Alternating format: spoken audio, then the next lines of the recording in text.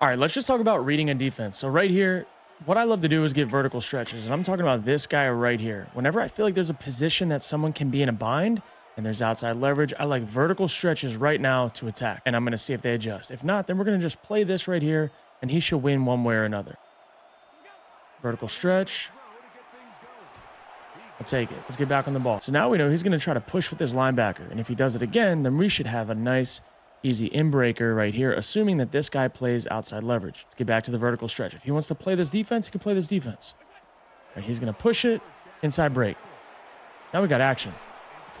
I love playing these 2-on-1 games with these guys. Now, so we hit him a couple times in a row, okay? Hit him a couple times in a row with this vertical stretch, vertical stretch, vertical stretch. We're going to try to get him to go this way and wrap behind it, and we're going to put a high-low on the bind with this backer. Let's get this dialed in. We want it to happen a little bit quicker, and then we got a base block, and then we need to probably re-mic this because we know he's not the one blitzing. So we'll re-mic it this way.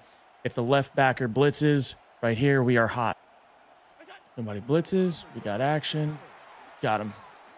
So he's playing the vertical, Now we're going to cut him across. So if you got a guy that's usering a bunch, you can play 2-on-1 games with that user so easily. Now let's flip sides. Let's get formation into the boundary here. Let's get into a different place. So now we're going to go 4 verticals off this look, but we're also going to go corner on this push to the right. So we're going to go here to here, and then we're going to make him run an in-breaker. And if we get all the way back in the progression, RB is going to be wide open because this guy right here is supposed to have outside leverage. Let's read it right to left. It's going to push.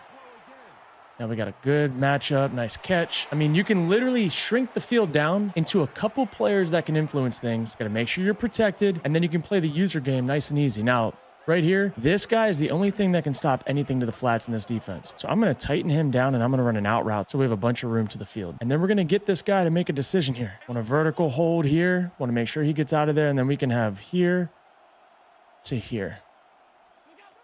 He's holding.